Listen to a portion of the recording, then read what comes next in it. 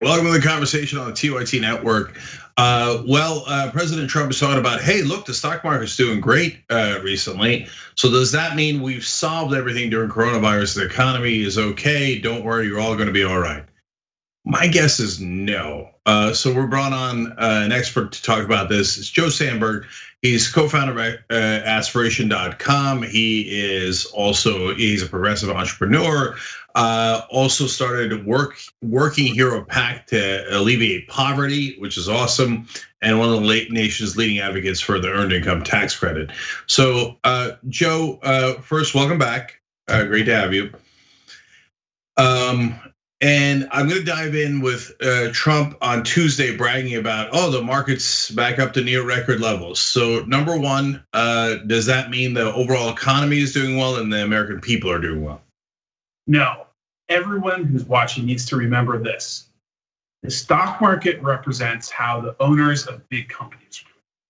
Not just the owners of companies, but the owners of big companies.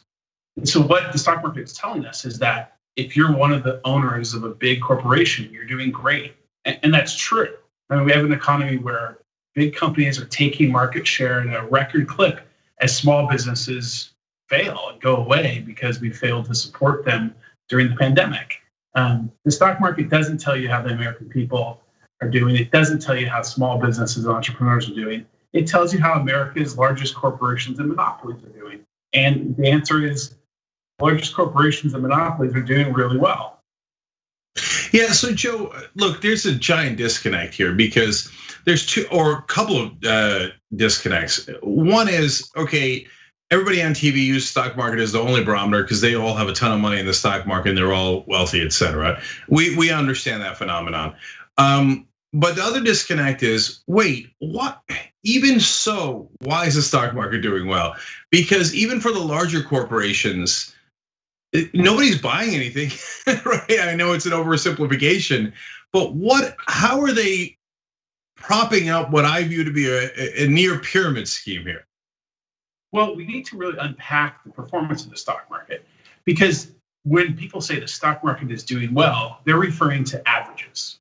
And within that average, we have a small subsegment of stocks like the biggest tech companies and the biggest pharmaceutical monopolies that are going up 100, 200, 300% in 2 and 3 month periods. On the other hand, as you're saying, Jake, a lot of other companies that aren't doing that well, even though they're publicly traded stocks, are seeing their stocks kind of stagnate. So even when you look at the averages of the stock market that are going up a lot, those averages just represent 10, 15 companies out of the entire stock market that are creating most of the gains. So if you want to tell the most specific story, it's a story of 15 or 20 humongous American companies and monopolies whose stocks have gone up 2 and 3 and 400% this year.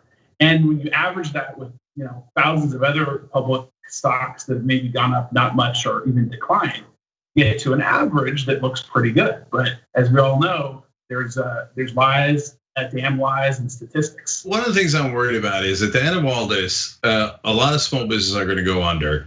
And then those guys who are small business owners or happy employees of small businesses doing something that they love are going to have to work for the giant corporations that rule us all. And so a guy who used to run a restaurant might then become, if he's lucky, a manager at McDonald's, maybe worse. And so is coronavirus going to ironically help big businesses get an even stronger stranglehold on the economy? It is. It's already happening.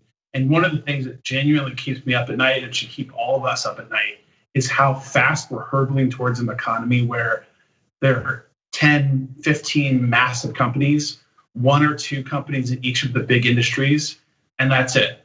And that you have very little hope as an entrepreneur or a small business person to get ahead. And all of us as Americans have very little choice in where we buy and where we work. And when we think about what democracy means, democracy doesn't just mean, do we have the freedom to vote? It also means what kind of freedom do we have about where we choose to work, live, and buy things. And the freedom we have in those parts of our lives is narrowing so fast, it terrifies me. It was bad before the coronavirus. But the coronavirus, and in particular, the way our government has responded to the economic recovery, has made it so much worse. And Jake, we really need to emphasize that point. It didn't have to be like this. It wasn't intrinsic to the coronavirus that big businesses and monopolies were going to consolidate more of their market share and small businesses were going to go away. It was the completely ham-handed, stupid, and perhaps devious way that we've treated economic program from the government, which is massively advantaged corporations, giant corporations and monopolies, and put small businesses on the edge of extinction. More than 2/3 of the so-called relief packages went to the largest corporations in the world, both in direct financing and through Federal Reserve backing them up, backing their loans up, buying up their assets, et cetera. And so now the PPP I actually think did work for small businesses. And so obviously in this new round, they're like, no more of that. We're thinking of corporate, capital gains tax, we're thinking of payroll tax, but forget doing the PPP again. That was way too successful. And then the unemployment checks, I could argue, worked for $600, et cetera. And I think that is a big part of what's holding up this country from kind of falling apart at the seams with over 20 million people unemployed. But now we're in August and those checks aren't going out anymore and we don't have a new bill. So Joe, I'm worried about the roof caving in here. What's your sense of what could happen to the poor in this country next? Well, you should be worried because the roof is caving in for those who are even fortunate enough to be able to afford to have a roof. 1 out of 3 Americans don't know how they're going to pay their rent this month. 1 out of 3. 1 out of 3 people are essentially saying, we don't know how we're going to avoid being homeless. There isn't a choice but for the federal government to act unless it's going to resign all of the American people towards something that's going to make the Great Depression look tiny for those who don't own stocks. I mean, that's the sick irony is that if you're of the top couple of percentage of earning Americans, you're feeling a pretty robust recovery right now. You're going to start seeing retail sales numbers that make it look like the economy is booming. But again, that's the misleading effect of averages. A small number of people are doing really well and everyone else is hurtling towards an abyss.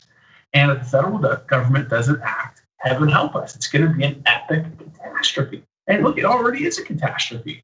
There's a great wisdom which says a recession is when the economy is contracting and a depression is when you've lost your job. And for everyone who's unemployed and is worrying about how they're going to pay their rent, it's a depression. And if 1 out of 3 people don't know how they're going to pay their rent, that's a pretty big amount of America that's experiencing an economic depression. What's your sense of what they're going to do with this bill and what should they do with it? Because like I said, some portions of earlier packages did work. And that's why the roof has not yet caved in.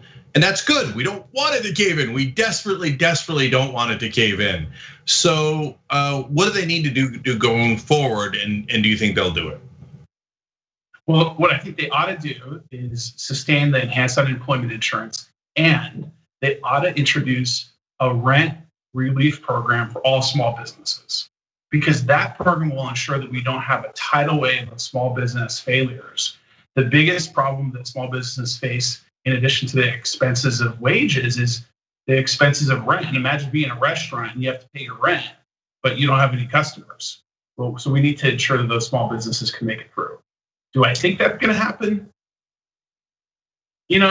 I'm actually not as terribly skeptical as I might otherwise would be, because the consequences are so politically devastating for both political parties, including the Republicans, if they let the economy completely fall off a cliff between now and the election, that I'm cautiously optimistic that though it's going to look really sloppy in the end, we'll get something that's not good enough, but decent enough to avoid the worst case outcome. Look, we got to get this thing done ASAP, because if Joe Biden wins, Donald Trump loses, Mitch McConnell and the Republicans are going to immediately say no to everything involved in the recovery to blame the Democrats. They don't care about the poor or the middle class at all. And the top corporations already got trillions of dollars. So if Biden wins, they're going to turn off that faucet. How worried are you about that? Oh, I think you're absolutely right. If we don't win the Senate, and even if we do win the Senate, it's going to be challenging. But if Democrats don't win the Senate, it is going to be a heck of a tough couple of years ahead. They're going to stop everything that helps everyday people because they're going to want the economy to be in the worst possible place so that they can win the White House back in 2024. And this is one of the sobering reminders for all of our viewers that struggle doesn't end this November. It's ongoing. The moment that Biden wins, and we all hope he's going to win, the moment he wins, the Republicans are on to fighting 2024 and 2022. Joe Sandberg, one of the few leaders who is actually looking out for poor people in this country. There's a lot of talk about middle class, not a lot of delivery, but almost no talk left of poor people. So, it's a pleasure to have you on, people like Reverend William Barber on, because as you both point out, 40% of the country can now even higher, can't survive a $400 blow, and that blow is imminent. So thanks for fighting the good fight, Joe. We really appreciate it. Thank you, thank you.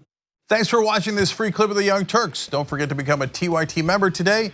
For more exclusive content, join now at tyt.com/join.